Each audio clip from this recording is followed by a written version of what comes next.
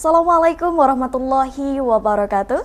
Halo, welcome to Enliven Podcast by PBI UII. Di podcast ini kita akan ngebahas tentang education, arts and literature, and professional development. Senang sekali saya Eka Rahmawati akan menjadi host hari ini. Kita akan membahas suatu topik yang masih jadi perdebatan di dunia pendidikan, yaitu tentang AI atau Artificial Intelligence. Bayangin, siswa sekarang bisa ngerjain tugas cuma dalam waktu 10 detik. Wow. Nah, pertanyaannya, mereka ini benar-benar belajar atau cuma pinter copy paste aja nih? Nah, karena belakangan ini banyak sekali perdebatan tentang AI, maka pemerintah ini merilis pedoman tentang SKB 7 Menteri mengenai pemanfaatan dan pembelajaran teknologi digital dan artificial intelligence. Hari ini telah membersamai kita narasumber dari salah satu dosen PBI UII. Beliau adalah Dr. Rizky Farani, SPD MPD. Selamat pagi, Miss. Pagi. Apa kabar? Baik, Alhamdulillah. Oke, Miss Rizky ini biasa dipanggil Miss Kiki, betul? Oke, Miss Kiki. Oke, Miss Kiki nih, bagaimana terkait dirilisnya SKB 7 Menteri ini, bagaimana tanggapan dan komentar Miss Kiki, dan kenapa pemerintah ini perlu membuat pedoman ini, Miss? Oh iya, SKB 7 Menteri ini dibuat sebagai pedoman ya bagi kita semua, baik guru, orang tua, dan untuk siswa sendiri, dan juga tentu saja masyarakat, agar kita memiliki satu kerangka yang jelas terkait bagaimana cara penggunaan AI dalam kehidupan sehari-hari. Dan fokus dari pedoman ini adalah untuk memastikan agar penggunaan AI tersebut dapat menjaga diri kita, tidak hanya menjaga dari cyberbullying, menghindari plagiarisme, ya, tetapi juga betul-betul bisa memberikan dampak yang positif dalam pembelajaran. Gitu. Oke. Ya, jadi sebetulnya SKB 7 Menteri ini tujuannya baik ya. Nah, karena bisa membawa sebuah framework baru, pola berpikir baru dalam menggunakan AI baik dalam pembelajaran maupun kehidupan sehari-hari. Untuk mengaplikasikan SKB 7 Menteri ini, kira-kira persiapan apa sih, Miss, yang perlu dilakukan? Baik, sebelum SKB ini dapat terlaksana, menurut pendapat saya kita perlu memahami dulu big picture dari sistem pendidikan yang ada di Indonesia. Seperti yang kita tahu, kondisi sistem pendidikan yang ada di Indonesia dan sistem kehidupan sosial juga belum merata ya. Ya, ada beberapa sekolah yang sudah siap secara infrastruktur untuk penggunaan AI. Ada yang sudah cukup memiliki infrastruktur namun tetap belum maksimal. Ada yang bahkan belum memiliki infrastruktur yang cukup untuk mengaplikasikan AI dalam pembelajaran. Nah, hal lain yang perlu kita lihat itu juga adalah faktor sosial dan budaya. Bagaimana kesiapan masyarakatnya, kesiapan orang tuanya, ya. Kemudian kesiapan dari guru sendiri, kesiapan dari siswa sendiri. Kita perlu melihat dulu sebetulnya kondisi kita sudah dalam tahap apa dalam mengaplikasikan SKB 7 Menteri ini. Berdasarkan hasil observasi saya dan pengalaman saya selama ini ya, dalam melihat kondisi pendidikan kita ini masih dalam tahap eksplorasi menggunakan teknologi dalam pembelajaran. Jadi tidak bisa dikatakan juga kita tertinggal, tapi tidak juga bisa dikatakan kita maksimal.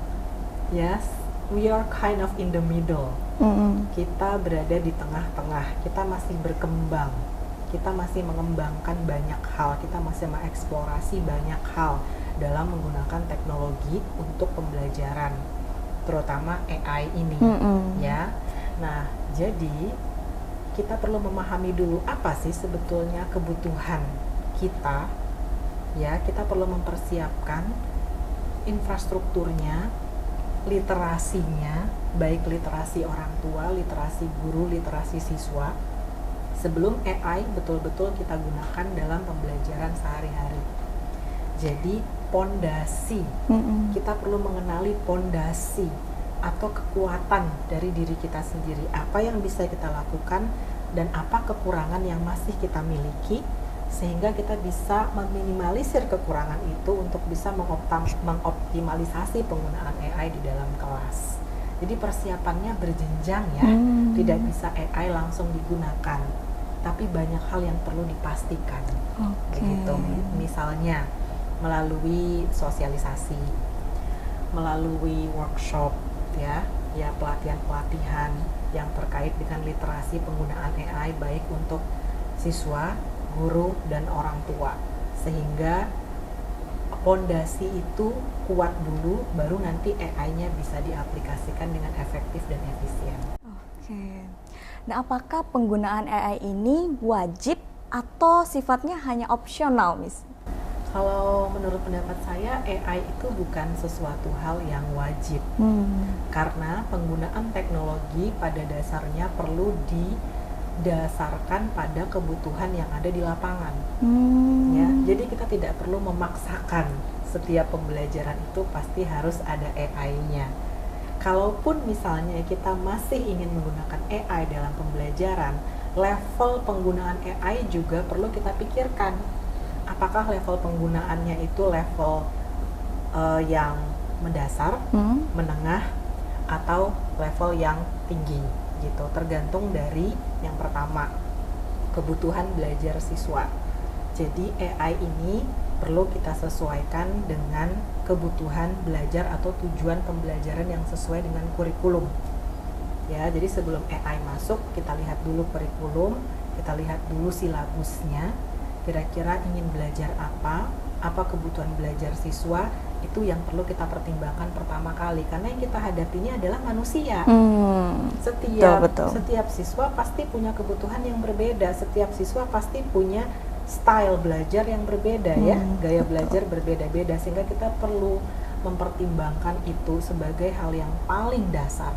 Nah, ketika kita tahu kebutuhan siswa kita apa, baru kemudian kita lihat infrastrukturnya. Fasilitas apa yang kira-kira bisa kita gunakan di dalam kelas, AI seperti apa yang kira-kira bisa menunjang pembelajaran tersebut. Nah, kemudian setelah itu baru ada monitoring dengan melibatkan orang tua, sehingga orang tua di rumah juga bisa paham, oh, pembelajaran anak saya di sekolah menggunakan AI jenis ini untuk tugas ini, sehingga orang tua paham bagaimana proses anak belajar dan bisa sama-sama menjadi partner guru, ya, untuk melihat perkembangan siswa dalam belajar sehari-hari. Nah, jadi berbicara masalah AI dalam pendidikan, kita berbicara masalah sistem. Kita tidak bisa berbicara satu persatu, karena satu komponen belajar pasti akan terhubung dengan komponen belajar yang lain. Betul. Jadi tidak bisa dipisah, kita melihat guru saja, siswa saja, orang tua saja. Tapi ketiga-tiganya ini perlu bersinergi. Kalau tidak ada sinergi yang baik, maka ya panduan ini belum bisa terlaksana secara maksimal, ya. Jadi sifatnya opsional, dilihat kebutuhannya di lapangan, dan perlu ada sinergi baik dari pihak sekolah, siswanya, dan orang tua di rumah. Jadi perlu diperhatikan kesiapannya juga. Betul, ya, Miss, ya. Ada nggak sih, Miss, contoh konkret aktivitas kelas yang menggunakan teknologi secara bermakna? Nah, berhubung kita dari pendidikan bahasa Inggris, ya, betul. Jadi saya ingin mencontohkan beberapa pengalaman yang saya sudah pernah lakukan di kelas terkait penggunaan AI, dan biasanya concern penggunaan AI itu lebih ke kegiatan menulis. Writing in English, ya. Ya, biasanya permasalahannya banyak di situ. Menulis itu kan membutuhkan sebuah proses yang cukup panjang, mulai dari mencari topik, ya, kemudian membuat draft penulisan, sampai kemudian tulisannya jadi, kemudian editing, sampai kemudian menjadi final product dari writing tersebut ya. Nah, Oke. dalam keseluruhan proses pembelajaran writing in English, biasanya saya tidak memberlakukan penggunaan AI ke semua tujuan pembelajaran. Penggunaan AI hanya saya batasi sampai pada tahapan brainstorming atau mencari informasi, mencari topik yang relevan dengan kehidupan mahasiswa, begitu ya, sehingga mereka tetap bisa menggunakan AI tapi tidak berlebihan. Ketika mereka menggunakan AI untuk mencari topik menulis, maka mereka akan mendapatkan banyak ide dan inspirasi. Nah, setelah mereka mendapatkan ide dan inspirasi, setelah itu mereka akan coba untuk menuliskan karyanya berdasarkan hasil pencarian di beberapa AI. Oke. Begitu. Jadi sekali lagi, penggunaan AI perlu disesuaikan dengan tujuan belajarnya. Tidak bisa kita gunakan AI untuk mencapai seluruh tujuan pembelajaran, karena ada beberapa tujuan pembelajaran yang sangat rentan akan plagiarisme kalau kita menggunakan AI terlalu berlebihan. Ya, jadi AI itu perlu ditempatkan sesuai dengan perannya. Oke. Perannya hanya untuk mencari ide, mencari inspirasi, membantu cek grammar, ya, tenses, ya, hanya untuk membantu hal-hal teknis. Tapi untuk keterampilan menulis yang sebenarnya sebaiknya perlu berasal dari kemampuan siswanya sendiri. Oke. Sulit bagi kita untuk menilai kemampuan belajar apabila seluruh pembelajaran menggunakan AI, karena kita tidak akan tahu sebetulnya siswa kita ini mampu atau tidak. Ya, nah ancaman plagiarisme itu yang terus membayangi ketika kita mengizinkan penggunaan AI terlalu berlebihan. Nah, jadi penggunaan AI tetap boleh, namun dibatasi untuk beberapa tujuan pembelajaran tertentu. Ada pembelajaran yang tidak menggunakan AI, ada pembelajaran yang menggunakan AI. Hal ini juga bisa diterapkan di satuan pendidikan menengah, ya, dasar dan menengah. Tidak hanya di perguruan tinggi saja. Apalagi kalau kita berbicara tentang SD, satuan pendidikan sekolah dasar, ya. Nah, itu kita perlu hati-hati karena mereka masih tergolong pembelajar yang masih muda, ya, mereka young learners.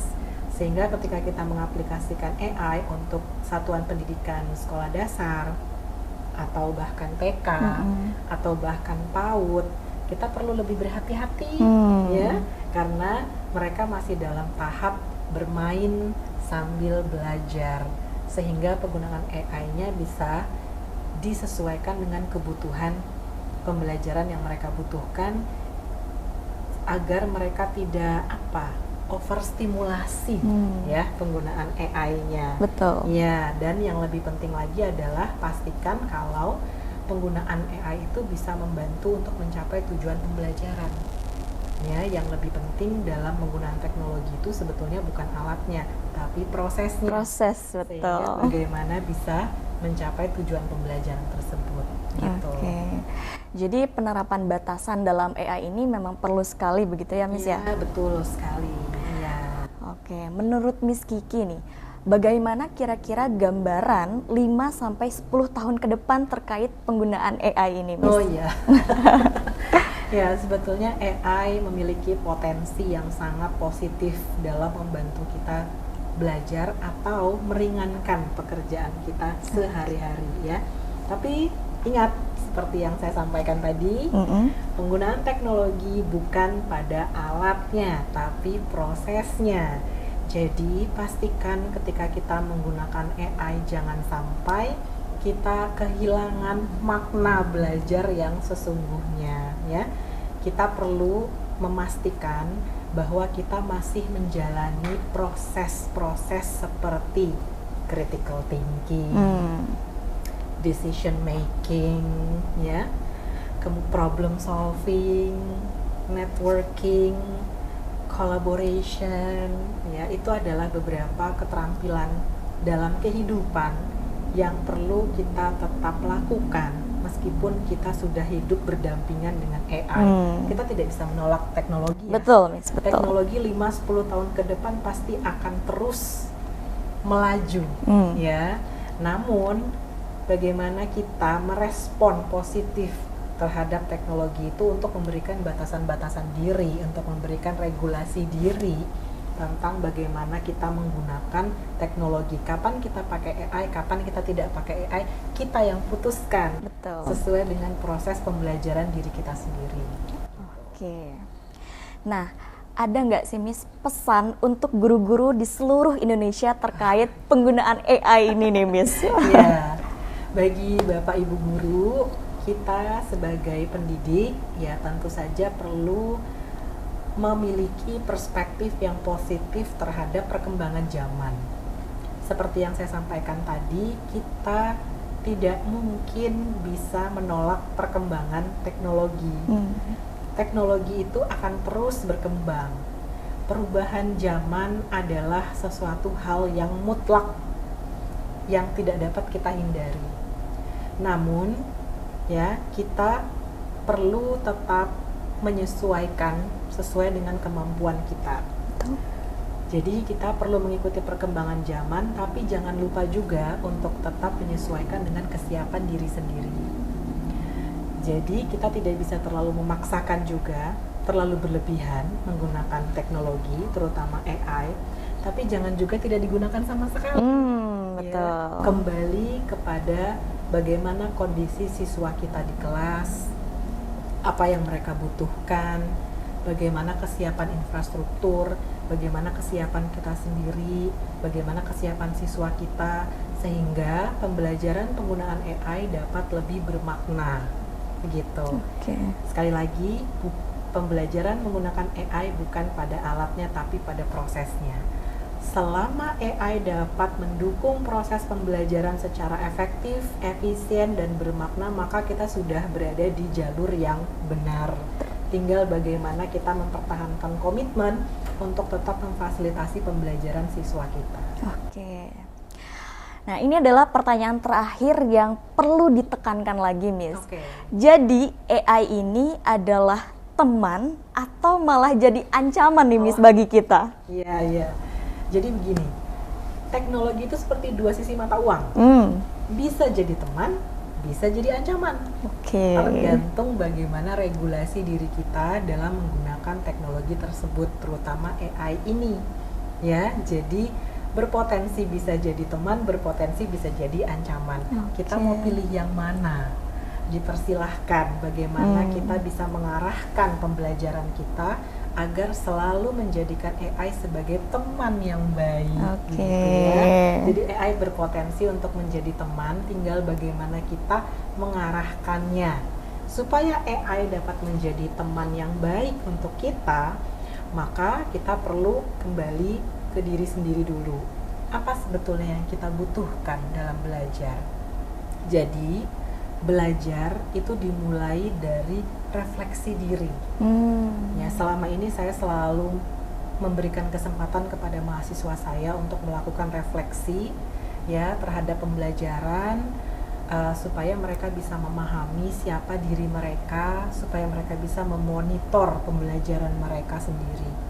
Belajar dimulai dari diri sendiri. Lakukan refleksi dulu. Kira-kira apa yang kita butuhkan dalam belajar, apa kekurangan yang masih kita miliki dalam belajar, sehingga kita bisa punya arah. Ya, jadi refleksi diri itu sebetulnya starting point sebelum kita melangkah. Starting point sebelum kita berlari.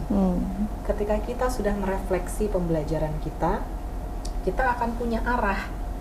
Ketika kita punya arah dalam belajar, maka kita akan tahu AI apa yang kita butuhkan. Tidak semua AI juga harus digunakan kan ya? Ya, jadi kalau semua AI harus digunakan, kita bisa overstimulasi. Akhirnya kita menjadi cepat lelah fisik, lelah mental. Akhirnya kita malah tidak jadi belajar. Karena sudah terlalu lelah menghadapi segala macam AI. Ini AI ini bagus, AI itu bagus, ini menarik dan sebagainya. Terus mau pakai yang mana? Karena tidak ada tujuan. Justru kalau banyak referensi, informasi tuh malah bikin kita jadi lelah gitu ya Miss. Jadi bingung gitu. Iya, jadi cognitive load-nya nanti malah semakin banyak. Nanti kita akan semakin lelah ya. Jadi malah tidak produktif teknologinya nanti ya. Kontraproduktif malah. Jadi itu tadi ya, refleksi diri dulu. Setelah kita merefleksi diri, apa kekurangan kita dalam belajar, bidang apapun itu ya, mau bahasa Inggris atau mungkin bidang yang lain gitu ya. Refleksi dulu, kira-kira kebutuhan belajar kita apa. Ya, kemudian yang kedua, tujuan belajar, arah tujuan belajar kita apa. Yang ketiga, baru kita tentukan AI-nya. Betul. Jadi tools itu mengikuti. Tools itu adalah sebagai sarana untuk memfasilitasi pembelajaran. Proses belajarnya dulu yang kita bangkitkan dalam diri kita, baru alatnya ditentukan belakangan. Bukan alatnya dulu baru belajarnya ya. Jadi proses belajarnya dulu yang kita mantapkan dalam diri, baru kita cari AI yang cocok untuk menunjang pembelajaran tersebut. Nah, setelah kita menemukan AI yang benar, yang efektif, barulah terakhir kita selalu monitoring pembelajaran kita. Sudahkah AI yang aku pilih ini betul-betul membantu aku dalam belajar atau tidak? Kalau ternyata setelah kita monitor kok tidak efektif ya, kok sepertinya masih ada yang kesulitan begitu, nggak apa-apa, kita ganti AI ya. Kita bisa mengganti dengan AI yang lain yang menurut kita mungkin bisa lebih membantu. Jadi pembelajaran itu ibarat siklus ya, siklus satu paket, tidak bisa dipandang satu-satu. Tidak bisa dipisahkan ya. Tidak bisa dipisah, mulai dari refleksi, tujuan belajar, memilih AI yang benar, memonitor, refleksi lagi. Dia rotasi pembelajaran yang akan terus berlanjut dalam diri. Itu namanya regulasi diri dalam menggunakan AI. Termasuk literasi digital juga itu. Sehingga kita menggunakan AI betul-betul sesuai dengan apa yang kita butuhkan, hasilnya bisa maksimal. Jadi tetap pembelajarannya bermakna begitu. Kita tidak bergantung sepenuhnya pada AI, tetap bergantung pada proses belajar kita sendiri. Itu caranya supaya AI bisa jadi teman. Jangan sampai jadi ancaman.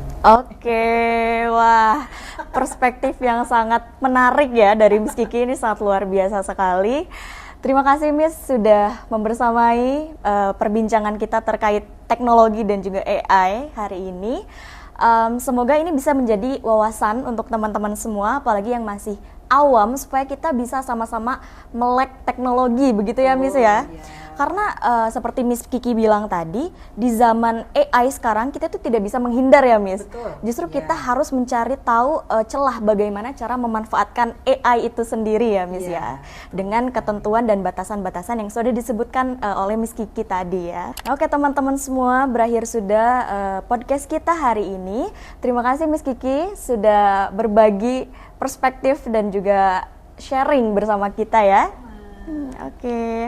Kita akan berjumpa di episode-episode selanjutnya. Jadi, see you on the next episode. Saya Eka Rahmawati, izin pamit undur diri. Terima kasih. Wassalamualaikum warahmatullahi wabarakatuh.